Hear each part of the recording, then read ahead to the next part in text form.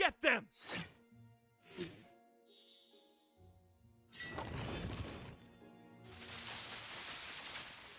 Hey, is that Sanga? You better watch out for that woman.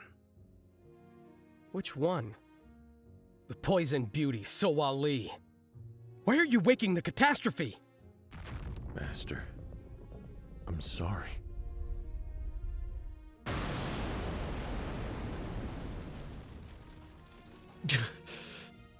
Could this be? This is bad. We need to kill him right away. Do you know how much I've been through? Do you? It's time to play! Who wants to die first? How could you let things get so out of hand? You cannot be in control of everything just because you know the future. I'm asking you what you're good at. What I'm good at? I'm a reader. This is how I fight. Join my channel! Just give me my reward and get out of my face. You are arrogant. However, you will be humbled soon. Dear Constellations, Incarnation King Dokja has been concluding with the channel storyteller, Bei Young. I'm willing to do anything to achieve my goal. So you better start talking soon. Insignificant human.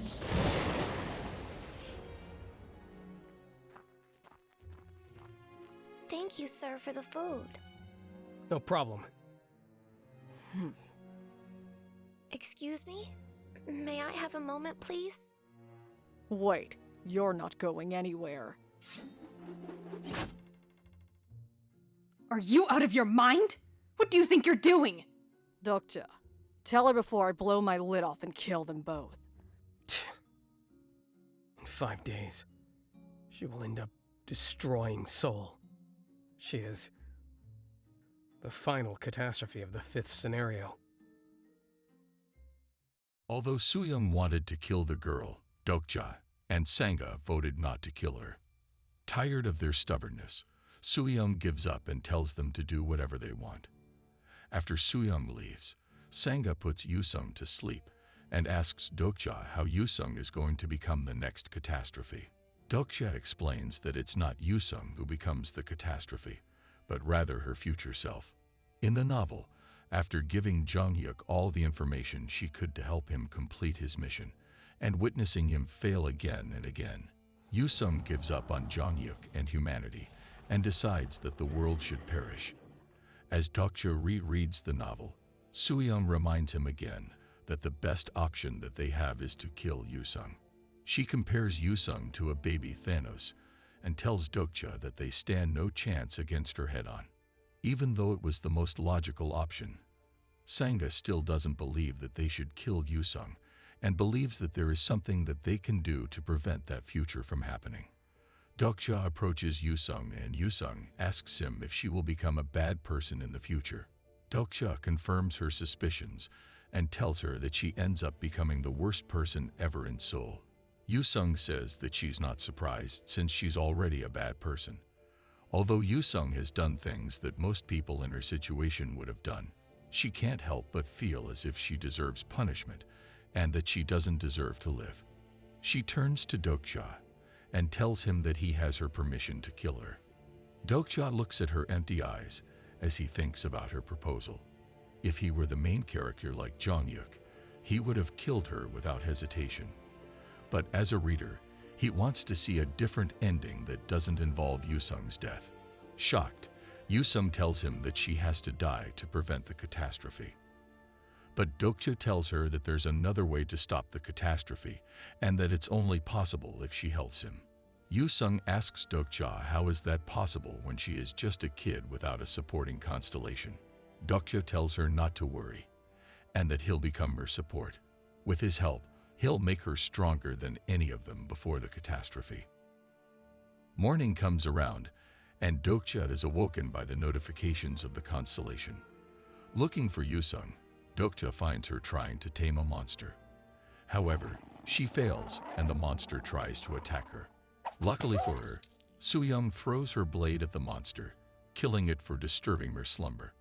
Yoo-sung's skills had drastically increased due to the 2 growth packages given to her by Dokja, but she was still unable to tame a grade 8 monster with low stats. Dokja concludes that Yoo-sung probably can't tame a monster because of her past trauma. Yoo-sung apologizes to Dokja for being so weak and tells him that it's because she lacks talent. Dokja reassures her that she has more than enough talent and that he chose her for a reason. He tells her that he doesn't regret choosing her over Soul. Taken aback by his statement, Yoo-sung stares at Dokja for a moment, before telling him that she wants to do something if she ever becomes strong enough. When Dokja asks her what that thing is, she tells him that it's nothing and dashes away to practice taming again. Confused by her incomplete statement, Dokja suddenly gets a bad feeling in his gut.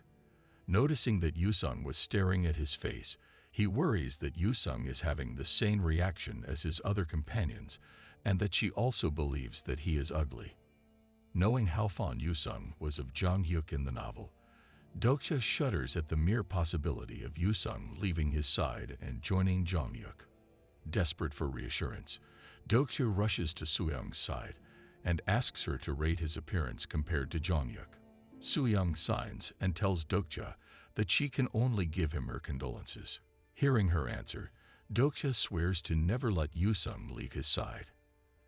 After dinner, Dokja tells Yoo-sung and Sangha that they can sleep while he and Soo-young stand guard for the night. While the two sleep, Dokja wonders how he can help Yoo-sung progress faster. He had invested a lot of his coins into her stats, but she was still not showing results. While stuck in thought, Soo-young tells Dokja that there is a question that she wants to ask him. After watching him destroy the throne, and now watching him take care of Yoo-sung, she wanted to know his end goal.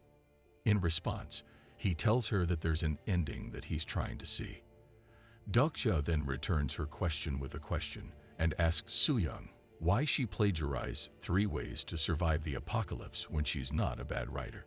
Frustrated by the accusation, Soo-young tells Dokja that she did not plagiarize 3 ways to survive the apocalypse, and if he didn't believe her, he could use his lie detector to test if she was lying. To Dokja's surprise, Soo-young was telling the truth. She tells Dokja that she had read 3 ways to survive the apocalypse before writing her book, but that it was just a coincidence that it came out so similarly. She was simply transcribing the dreams that she had. Soo-young goes on a tangent and tells Dokja that for a while, she had been thinking that if their reality is based on a novel, and she's everything but a recreation of said novel, then it's possible that her whole existence has been plagiarized as well. Dokja had had similar thoughts before too. Whether the novel was overlapping with their reality, or if their reality was transforming into a novel. With the constellations watching them, Dokja suggested that they stop talking about it before they lost sponsorship. For Dokja, it was good to know that there was someone else whom he could share these thoughts with. He told Soo-young that she could sleep and that he would stand watch first. But for some reason not long after starting his shift, Dokja suddenly became very drowsy and fell asleep. The next morning when Dokja woke up, he was shocked to see Soo-young's lifeless body. Dokja quickly checks Soo-young's veins for a pulse, but is unable to find one. Sangha wakes up not long after and rushes by Dokja's side to see what happened. Sangha checks Soo-young's body for wounds or cuts but doesn't find any. Dokja wonders if Soo-young was poisoned, but has a hard time wrapping his head around it, wondering how she could have been the only one affected. Sangha apologizes to Dokja for sleeping too much. Surprised, Dokja asks her if she had been asleep the whole time, to which Sangha answered yes. If Sangha and Yoo-sung never woke up and Dokja fell asleep, that meant that no one stood watch last night. But what caused Dokja to fall asleep so suddenly? Dokja quickly examines the food from last night and finds some dust. He realizes that the dust is from the stem of a Yanasplita and asks Sangha about who prepared the meal last night. Sangha responds that it was Soo-young. Putting 2 and 2 together, Dokja comes to the conclusion that Soo-young tampered with the food last night to leave their group. The Soo-young lying lifeless on the ground was one of her avatars, allowing her to break her and Dokja's pledge. Dokja destroyed the avatar and from its disappearing body, found coins and a note. Dokja wasn't surprised that Sooyoung left since he knew that Sooyoung didn't gain that much from being with him, but he wondered why she stayed with them for so long. With no time to waste, Dokja crumpled up the note and told Sangha and Yusung that it was time for them to go. Off at a distance, Sooyoung watches the trio continue their journey from a distance, disappointed that Dokja didn't at least look for her. That afternoon, Yusung had reached the maximum mana and agility levels for the scenario. With the contract ready, Dokja reminds Yusung that she doesn't need to sign with him. He tells her that he doesn't have a signet, so he can't lend her powers like other constellations, and if she signs with him, she won't be able to sign with another constellation. However, Dokja promises that if she signs with him, she'll have his full support and that he won't meddle in any of her affairs. Without hesitation, Yusung signs with Dokja, telling him that she's decided to trust in him. With the contract signed, the constellations erupt with excitement. As an incarnation with another incarnation under him, more constellations swarm to Beiyang's channel to support Dokja. With night quickly approaching, Dokja tells Sangha and Yusung that they need to cross the Han River. Confused, Sangha asked how they were going to do that when they hadn't found a bridge yet. Dokja tells her that they're going to swim across. As they walk through the river in a private chat, Dokja talks to Sangha telepathically and tells her to act as if they're in danger. He needed Yusung to think that they were in danger to help her unleash her innate powers. As they walked deeper into the river and came closer to the monsters, Dokja told Yusung not to run away, because if she did, she would never be able to move forward. He encouraged her to just do the best that she could. Strengthened by Dokja's words of encouragement, Yusung began activating her skill. Sangha yelled out for Dokja as an ichthyosaur approached them quickly, ready to swallow them in one bite. Dokja swiftly springs into action and unsheathes his blade of faith. With one swing, Dokja slashes the ichthyosaur and kills it. As Dokja goes on to face the other ichthyosaurs, Sangha quickly grabs a hold of Yusung and stays on the sidelines. Dokja faces the monsters alone and outnumbered. As he pretends to struggle against the beasts, Yusung grows more anxious and desperate to help her mentor. Unable to watch the one she cares about die in front of her again, Yusung screams at the ichthyosaurs to leave Dokja alone as she has a mental breakthrough and unleashes her full potential. The monsters stare in awe as Yusung, the Beast Lord, makes her debut. Yusung even surpasses Dokja's expectations by taming and controlling the Queen Mirabat. The three of them ride on the back of the queen to the other side of the river. As they are riding, Sangha asks Dokja if it's a good thing for Yusung to be so strong now, because by default, that would mean that her future self would be even stronger. Dokja tells Sangha that she doesn't need to worry, since the catastrophe is Yusung from a different round. Confused, Sangha asks if that means that the catastrophe from the future would die if Yusung dies now. To better help her understand, he explains to her the disconnected film theory. He breaks down to her that just like there is a Yusung in their world, there could also essentially be Yusungs from other worlds as well. He tells her to imagine those worlds as rolls of film, and asks her what would happen if one of those other worlds' film, for example, World 41, got spliced and attached to the end of their world's film and was played. As a result, the content of the film would change halfway, and basically that would mean that the other two films cannot affect one another. Since the two films or worlds existed independently of each other before being spliced together, nothing that happens to Yusung now can affect the catastrophe in any way. However, if Film 1 were to be placed on fire, Film 41 would burn with it since they are connected. In summary, if Yusung now dies, so will future Yusung since they are forcibly connected. But future Yusung will not change or be affected, even if present Yusung grows stronger or chooses a different path than her future counterpart, since they are two different individuals. Not long after, they arrive at their destination. Dokja praises Yusung for her hard work and tells her that she did well. Suddenly, Dokja and his friends hear a rustling noise from a distance. They are approached by a giant praying mantis. Before Dokja can unsheath his sword, he hears a voice call his name. From on top of the mantis, he sees Gilyung and Dongun. Gilyung gives Dokja a huge hug while Dogun greets him via text message. Dokja asks Dogun why he doesn't just greet him the normal way and talk to him. But Dogun is still too shy to talk to Dokja in person. Jealous of Gilyung's closeness and relationship with Dokja, Yusung quickly grabs a hold of Dokja and hugs him. The two kids glare at each other as they fight over Dokja. Dokja asks Gilyung if he's run into Hwon yet. Gilyung tells Dokja no, but that he knows where she might be and that he sent his bugs to look for her. Knowing that Hwon is in the north, Dokja concludes that she's probably taking care of the catastrophe of water and that she's probably teamed up with the king of the Wanderers and their group.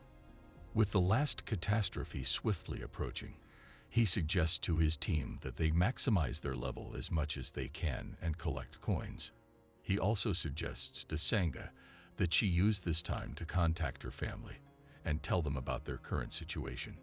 With Dogun's skill, Sangha is able to contact her family and prepare them for the upcoming catastrophe. However, when Sangha asks Dokja about warning his family, he coldly tells her that there's no need to worry about them and that they'll be fine. The group then gets a notification notifying them that the catastrophe of water has just been defeated.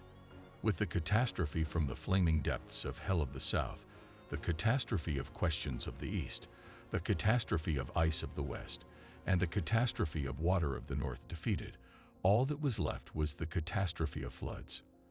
The next day, the Dokkabi, Paul reappears to give the incarnations their next scenario. As Paul is giving his announcement, Biyam contacts Dokja and reminds him that the subscriber count on his channel is nearly 10,000. Paul congratulates the incarnations for defeating 4 out of the 5 catastrophes, but he warns them that the last catastrophe will be way harder than the last 4, even calling them mere child's play. He tells them not to fret and to consider themselves lucky since the constellations pity them and want to lend them their support. To help them with the 5th scenario, Paul commences the 2nd support selection. The constellations rush over to the incarnations, ready to sign contracts. Some individuals are lucky enough to get scouted by 1 or 2 constellations, but unlike the rest, Dokja gets swarmed by the constellations. Yusung compares the amounts of constellations to the lights of a Christmas tree. All of the constellations were eager to hear who Dokja would choose as his support. He had big names like the Abyssal Black Flame Dragon and the Prisoner of the Golden Headband. He even had the Scribe of Heaven, one of the most powerful constellations of pure good alignment, Heaven's right-hand man, Archangel Metatron, wanting to be his support. Although the offer was tempting, Dokja stuck to his plan and waited for the subscriber count to reach 10,000. The constellations wait in anticipation for Dokja to make his choice as the 2nd support selection slowly comes to an end. When the selection concludes, everyone sees that Biyam's subscriber count only reached 9,999 subscribers. With a smirk on his face, Dokja apologizes to the constellations and tells them that he was about to pick a support constellation, but they fail to reach 10,000 subscribers. In an uproar, the constellations demanded to know who Dokja was going to pick, but Biyam tells the constellations that he cannot disclose the information in order to uphold Dokja's privacy. To satisfy their frustration and make up for their loss, Biyam came up with a new bonus event. Dokja tells Sangha to take the children and hide, and to not come out until he gives her the signal. Biyam creates the divine punishment scenario to punish Dokja for refusing to choose a support constellation once again. In this scenario, Dokja would have a bounty placed on him for 20 minutes. Whoever managed to deliver a brutal death to Dokja would receive a reward of 40,000 coins or more, depending on the severity of the death. A skull icon was placed above Dokja's head, for all the other incarnations to see as they rushed in to kill him. Dokja was able to fend off the first couple of people he encountered, but was forced to run away when the constellations began donating to place penalties on him. As Dokja runs away, Byung asks if he knows what he is doing. It turns out that they had rigged the contest. Byung's channel maxes out at 9,999 subscribers, so there was never a chance for the constellations to reach 10,000. To avoid investigation and being charged for breaking the rules of plausibility, they held this event to distract everyone. Dokja races towards the Han River and jumps into the river. The crowd and constellation thought that Dokja was crazy for hopping in the river, invading their territory. A pack of ichthyosaurs slowly made their way toward Dokja. As they moved in to attack Dokja, he activated his bookmark skill. Dokja quickly swaps out Inho for Yusung and quickly activates her beast-taming skill. With it, he is able to call for assistance from the Queen Mirabat. Although Dokja possesses the same skill as Yusung, he doesn't have the same proficiency as her with the skill, so he is recklessly brought and tossed to his destination by the Queen. Dokja barely has enough time to catch his breath before more incarnation make their way towards him. Dokja quickly hides behind a tree to get away. As he tries to find a way to lose his pursuers, Chie shows up and chases the incarnations away, showcasing her massive level up. Dokja comes out of hiding and asks her where Jongyuk is. Confused, Jia asks Dokja why he's looking for him and why he brought along the other incarnations. Dokja responds that it's to help them take down the catastrophe. But Jie informs Dokja that Jongyuk said that they do not need to fight the catastrophe and that as long as he's there, the catastrophe won't bring them any danger. Stunned by the information, Dokja dashes away, desperately trying to locate Jongyuk. Along his way, he comes across Hyunsung, who has also gotten massively stronger since they've last been together. Overjoyed to see Dokja, Hyunsung is brought to tears, glad to be reconnected with his comrade. Short on time, Dokja asks Hyunsung where Jongyuk is on the island. Before Hyunsung can even finish his sentence, Dokja runs off to find Jongyuk, yelling back to Hyunsung that they'll catch up later, leaving Hyunsung alone again. Dokja runs through the forest until he finds Solwa next to the meteorite, and next to her Jongyuk. As he catches his breath, Dokja asks Jongyuk what he's doing with the meteorite. Condescendingly, Jongyuk remarks that for a person with future vision, Dokja has a lot that he does not know. Disregarding his statement, Dokja asks Jongyuk if he fed the scenario's guide meteorite to the catastrophe. Dokja continues to question Jongyuk's decision to hatch the meteorite prematurely. He reminds Jongyuk that they can complete the scenario without the guide and asks him if he's lost his mind. Jongyuk calmly tells Dokja that they are fine and that there's no need to worry since the catastrophe is an ally of his. But Dokja is confused about why he thinks that they are safe. With no time to waste, Dokja yells at Sulwa to take Jongyuk and to leave the island. He warns them that the catastrophe is nothing like the previous scenarios and that they need to work together to take it down. But before he can finish his sentence, Jongyuk gets behind him and hits his pressure points, incapacitating Dokja and leaving him unable to move and speak. Paul calls the constellations crazy for waking the catastrophe early when all other planets had tried to avoid it. He tells them to prepare themselves as the meteorite breaks open, sending a message to everyone as they wait in fear.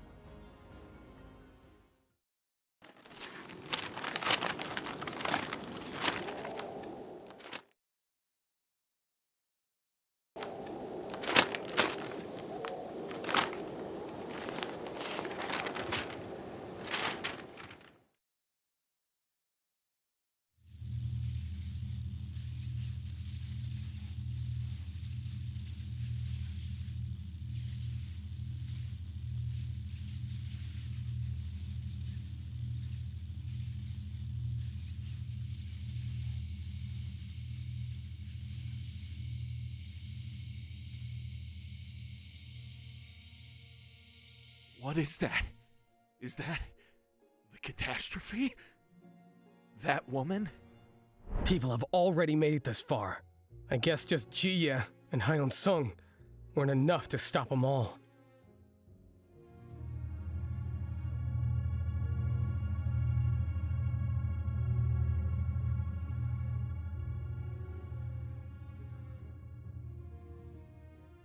I've been waiting for you, Sung. Captain? I see. You waiting for me means this must not be the first time we've met. Junghyuk made it to the 46th scenario in his second round. It was because he obtained valuable information from the catastrophe of floods. I need your help. But Captain, which round are you in right now? Why do you ask? Because I need to know. No, Junghyuk, don't say another word. Youngsung Chen was cooperative in Junghyuk's second round.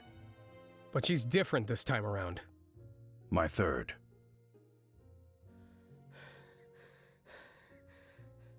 I see.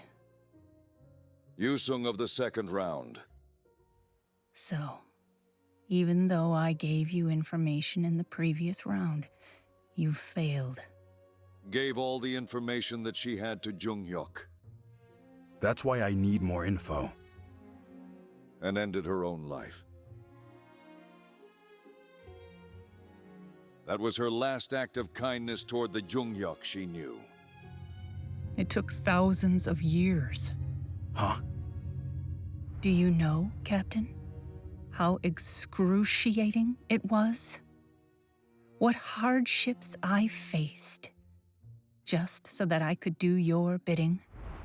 I've endured 200 years for humanity's sake, and another 200 years because I promised to protect our world.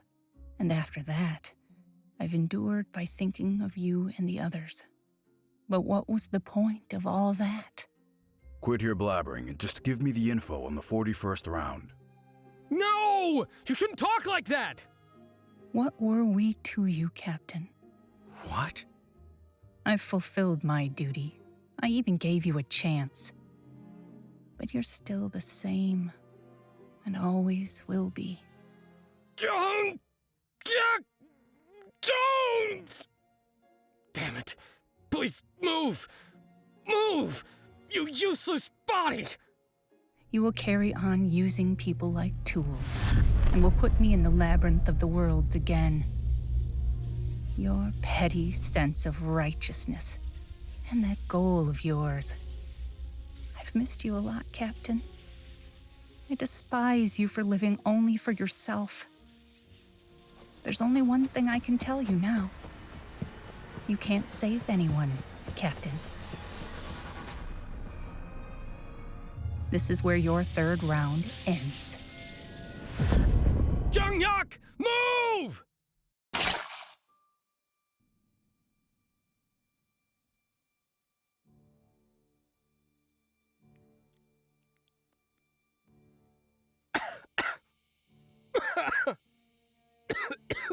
Dokja? Dokja! Dokja! That's right. This would have always been like this. Hey, you can finish me off. You always wanted to kill me. What are you? I'll give you a minute to do it. So kill me. You'll even earn coins if you do it now. Wait, Dokja! It's not too late. It is. You bastard. No, it isn't! You bastard. I'm missing the lower half of my intestines. Dokja! Dokja! Even Solwa wouldn't be able to Solwa! Heal him quick! fix me. Dokja! Dokja! Dokja!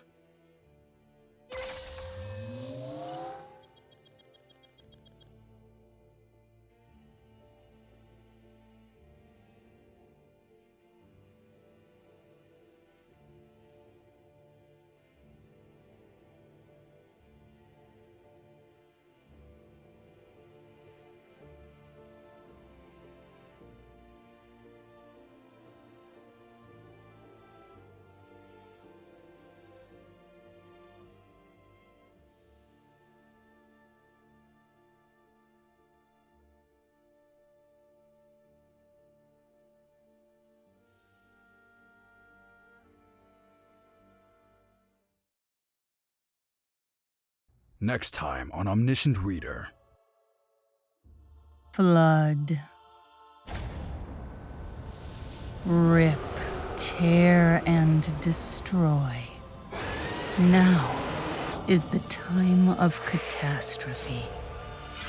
I will kill you, Yu-Sung! Pathetic. I'm not a follower of Jung Yuk. I'm a companion of Kim Dokja's. What did you do to him? Where is Dokja? Kim Dokja? Who is that?